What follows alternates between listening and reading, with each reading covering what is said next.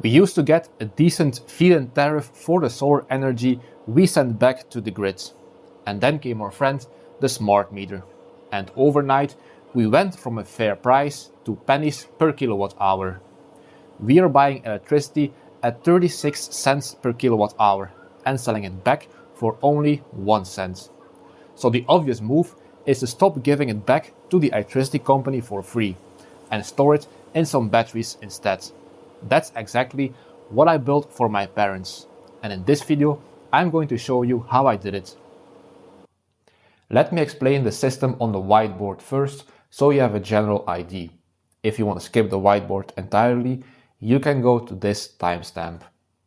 So we have 3 phases coming in. That's quite standard for a European home. The first thing we encounter is the Victron smart meter.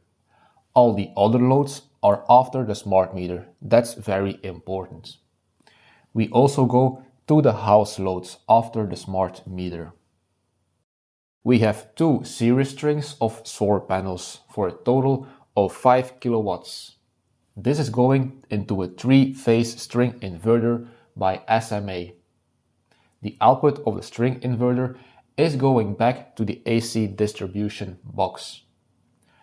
From the AC distribution box, we are going with a single phase to the Victron MultiPlus on the AC in. This cable is bidirectional. That means the Victron MultiPlus can charge and discharge energy over the same cable. But you need to have installed the ESS assistant, which I'll talk about later. I have also added a critical loads output on the Victron MultiPlus.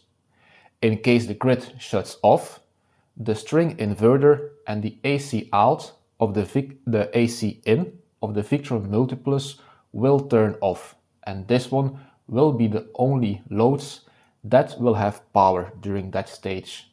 That can be useful for your fridge, your freezer, or any other critical loads you need to run during a power outage. Then we're going to the shunt to the batteries. The Victron MultiPlus is programmed as zero export. That means this smart meter is keeping the power at 0 at all times, unless the battery is full. If the battery is empty, the string inverter will just push out energy to here, and the Victron MultiPlus takes what it needs to charge the batteries. If the batteries are full, the Victron MultiPlus is not doing anything to charge the batteries, and the string inverter is sending the energy back into the grid. And that's what we want to avoid, so we are using the batteries. The Victron MultiPlus also uses phase compensation. So if the string inverter is sending out energy over all 3 phases, the Victron MultiPlus, thanks to the smart meter, knows how much energy it is sending out and will compensate on this line. But I'll talk about it later. Let me show you the system in the garage. So we have the 3-phase Sunny tri-power string inverter, and we have 2 strings. And from there's a 3-phase energy cable going into this breaker box. So we have a breaker and an energy meter, and this is going into the AC distribution box. That's how the system was wired for years. But then came this guy. This one is wired from the grid through this breaker to the main AC distribution panel, and then it's going into this energy meter. And from the energy meter, which is also 3-phase, I'm using 1 phase, which is going to the MultiPlus. In this case, it's phase 3. So that cable is the black one here. It's going into the breaker box with a GFCI and breaker combination to the AC in. There's also 1 cable, which is the essential loads, going to this power strip. In case the grid fails, the whole system will shut down and only this power strip will have power. That's useful to run a fridge or a freezer. And then we're going to the batteries with these big battery cables and to the shunt. And then we're going to the fuses and the batteries, which I'll talk about now. The Victron MultiPlus is in the top right corner, and we have the two battery cables coming out. The negative is going to the shunt, and then we're going to this fuse bus bar. Maybe it's difficult to see with the reflection of the outside, but we have the shunt there. And from here it is distributed over the batteries in parallel. We have a 16 kilowatt hour global do-it-yourself battery. I have two eco-worthy 50 amp hour batteries and one Pyth's 5 kilowatt hour battery. I opened this up a few years ago and it's built like a fortress, so it was really impressive, but I haven't done a review about it yet.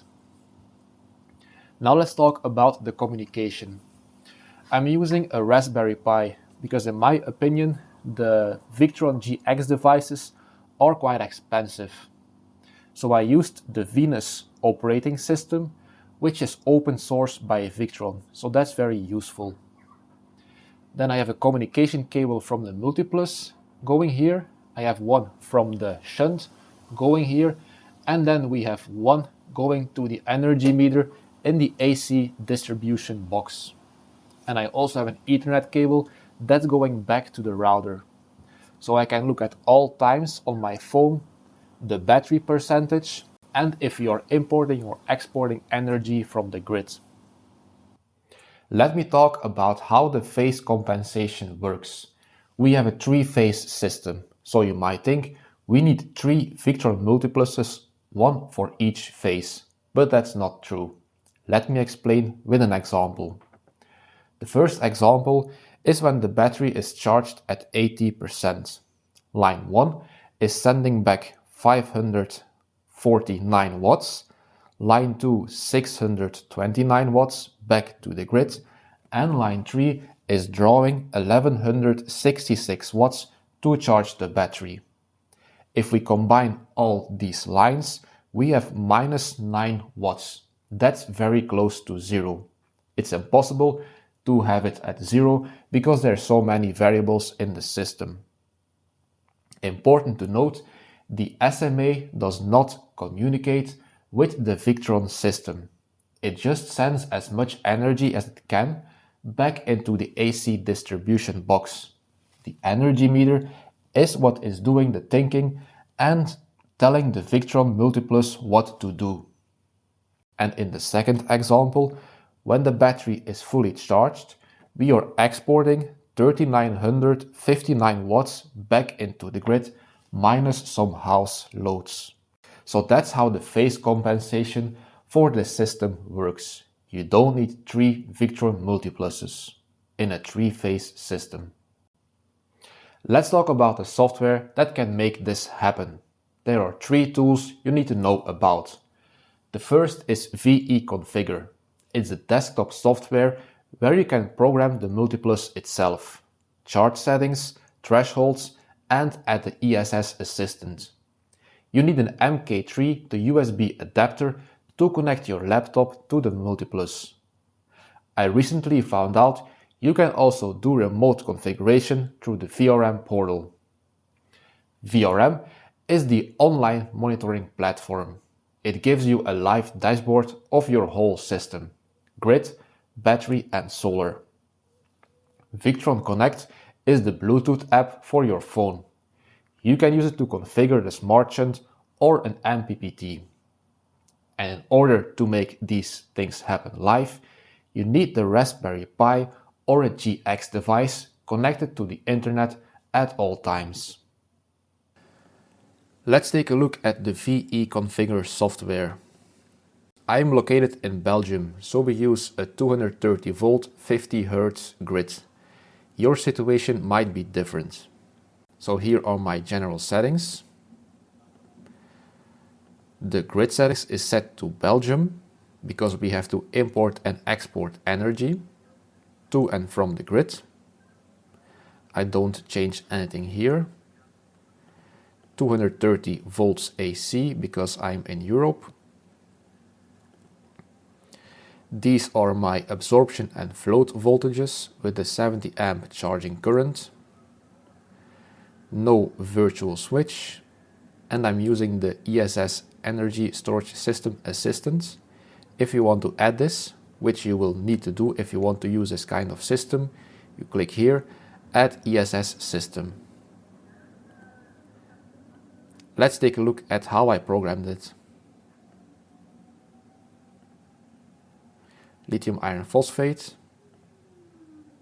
490 amp hours, a little bit more than usual because the batteries are new, so I chose to add 10 amp hours more.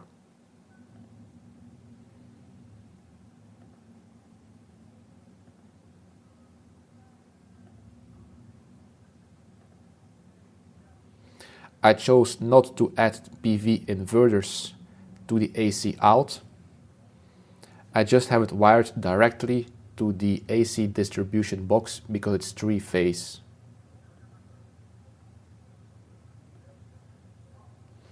And that's it. This is what the VRM dashboard looks like. We can click here and select the remote console. But first I want to show you which devices are connected. So these are devices that are connected. We'll also see this in the remote console. This is where your settings are as well. This is the general overview of the system. We are now charging the battery with 1500 watts. Let's go to the settings. Here we can also see the devices, and we have the grid meter, the MultiPlus and the shunt connected to the system. So that's good. This is a general settings with the firmware version.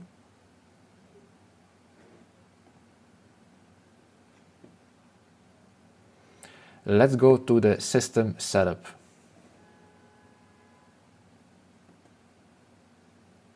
We have the AC input 1 set to the grid and nothing on the AC input 2.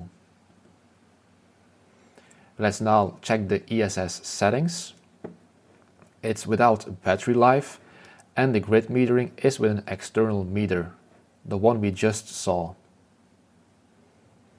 And we have multi-phase regulation. That's all phases. Then we have the minimum SOC. I set it to 5%. I limit the charge power and also the inverter power to 5000 watts because that's what I calculated the fuse and the wire to be. I set the grid to 10 watts and the grid feed-in is only excess PV. So if we have too much PV and the battery is full, it will send it back to the grid. And then for peak shaving, we pay more if we have a peak current drawn from the grid. So here the Victron MultiPlus can compensate that by discharging the battery as well. And for scheduled charge levels, this is useful for in winter when solar isn't enough to charge your batteries, and charge your battery during the night to, let's say, 50%.